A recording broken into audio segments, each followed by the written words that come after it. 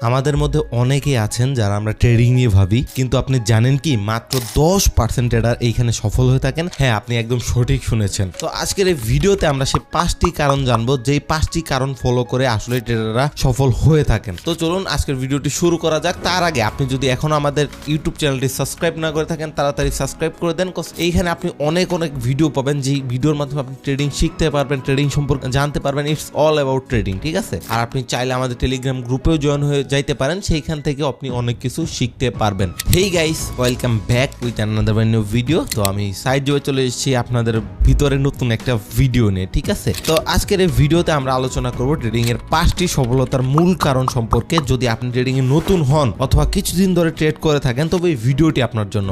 আসুন দেখি, ট্রেডিং এ সফল হওয়া এতটা সোজা না আসলে আমরা যতটা মনে করি যে এত সোজা। আপনি হয়তো ভাবছেন অনেক তো চেষ্টা করলাম কিন্তু কোনো ফলাফলই আসলো না। মূলত এর পিছনে কিছু চ্যালেঞ্জ রয়েছে, আমরা এই ভিডিওতে সেই চ্যালেঞ্জগুলো নিয়ে আলোচনা করব। তো প্রথম চ্যালেঞ্জটি হচ্ছে আবেগের উপর ভিত্তি করে সিদ্ধান্ত নেওয়া। আপনি দেখতেছেন মার্কেট উপর যেতেছে, মার্কেট নিচে যাইতেছে, আপনি আবেগের উপর মানে একদম মার্কেটের সাথে সাথে আপনি ট্রেড করতেছেন, আপনি লস করতেছেন। তো এই জিনিসগুলা আপনাকে দিন শেষে আপনার ক্ষতির দিকে নিয়ে যাবে এবং কি আপনার ব্যালেন্স দেখবেন এক সময় খালি হয়ে গেছে। তো আমাদের দ্বিতীয় চ্যালেঞ্জটা হচ্ছে প্রয়োজনীয় জ্ঞান বা অভিজ্ঞতার অভাব, ঠিক আছে? তো সঠিক তথ্য ছাড়া কিন্তু ভালো সিদ্ধান্ত নেওয়া প্রায়ই অসম্ভব। তো আরেকটি বিষয় হচ্ছে পরিকল্পনার অভাব। অনেকেই কেবল যে কোনো সময় আপনারা ট্রেড করতে চলে যান, অথচ পরিকল্পনা ছাড়া সফল ট্রেডার হওয়া একদমই অসম্ভব। এসব চ্যালেঞ্জের কারণেই অনেকেই সফল হতে পারেন না, ঠিক আছে? তো আপনার সাথে যদি এই দুইটার মধ্যে কোনো সামঞ্জস্যতা থাকে, অবশ্যই আমাকে কমেন্ট করে জানাবেন। তো আসুন আমরা এবার আলোচনা করি ট্রেডিং এর সেই সফলতার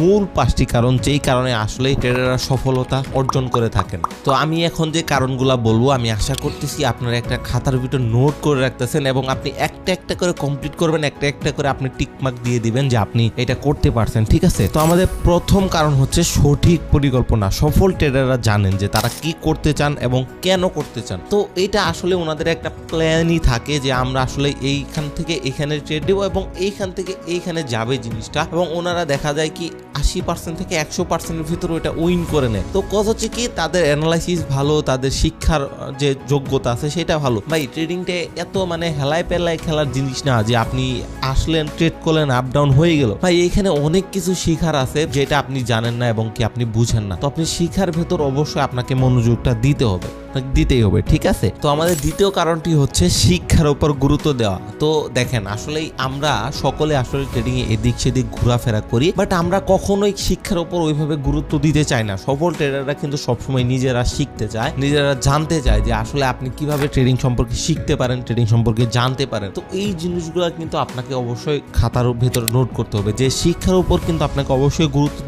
দিতে হবে। আপনি জানুন, ট্রেডিং এমন একটা কুয়া, যে কুয়ার ভিতর আপনি যত নিচে ঢুকবেন এই পার থেকে ও পার বের হয়ে যাবেন। তো আপনি শিখার শেষ হবে না, আপনার মানে শিখার এখানে কোনো শেষ নাই। আপনি যা শিখতেই থাকবেন। তো আপনাকে কিন্তু শিক্ষার উপর অত্যন্ত বেশি গুরুত্ব দিতেই হবে। তো আমাদের তৃতীয় কারণটি হচ্ছে মানসিক দৃঢ়তা। আপনার যদি দেখেন সফল ট্রেডাররা চাপের মধ্যে মানে তারা যে সিদ্ধান্তগুলা নেয় একদম মানে অ্যাকুরেট সিদ্ধান্তগুলা হয়ে থাকে। কোচ দেখেন, ট্রেডিং একটা চাপেরই জায়গা। আপনার এখান থেকে যে একটা চাপ ফেস করবেন, এটা স্বাভাবিক একটা বিষয় যে আপনার একটা চাপ আসতে পারে। কোচ লস হলে আপনার ভিতরে একটা চাপ আসতে পারে, আপনার বেশি প্রফিট হলে বেশি ব্যালেন্স দিয়ে ট্রেড করার জন্য চাপ আসতে পারে। কোচ আপনি লস হয়ে যে ভাবতেছেন আমি যদি একটু ব্যালেন্সটা বাড়াই নেই, দেন হচ্ছে আপনি প্রফিট করবেন আরো বেশি। আবার যদি আপনি ব্যালেন্সটা আরো বেশি প্রফিট করেন, আপনি চিন্তা করবেন যে আরে এটা তো আমার প্রফিটের অ্যামাউন্ট, আমি এই প্রফিটের অ্যামাউন্ট দিয়ে সম্পূর্ণ একটা ট্রেড লাগাই দেই, তাহলে আমার প্রফিট হইলো, না হলে হচ্ছে আমার যে লসের পার্টটা থাকলো। ভাই, এগুলা আপনাকে মানে একদম ভুল ধারণা, এগুলা কখনো করা যাবে না। আপনার মানসিক দৃঢ়তাকে আরো ইমপ্রুভ করতে হবে, যেন আপনি আপনার নিজের আবেগকে নিয়ন্ত্রণ করতে পারেন। আপনার আবেগকে যদি আপনি নিয়ন্ত্রণ না করতে পারেন, কখনোই কোনো কিছু সম্ভব নয়। এর জন্য আপনি অনেক কিছু করতে পারেন, যেমন হচ্ছে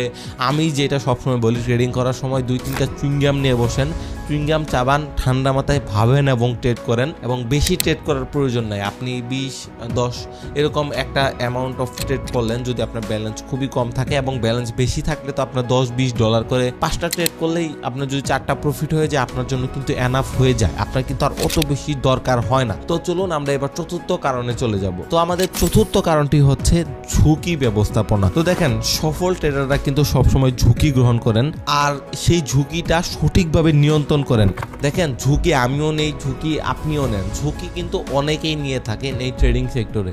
বাট দেখেন ঝুঁকিটা আপনি সেই জায়গা থেকেই নেবেন যেই জায়গা থেকে আপনি একদম সঠিকভাবে নিজেকে নিয়ন্ত্রণ করতে পারবেন।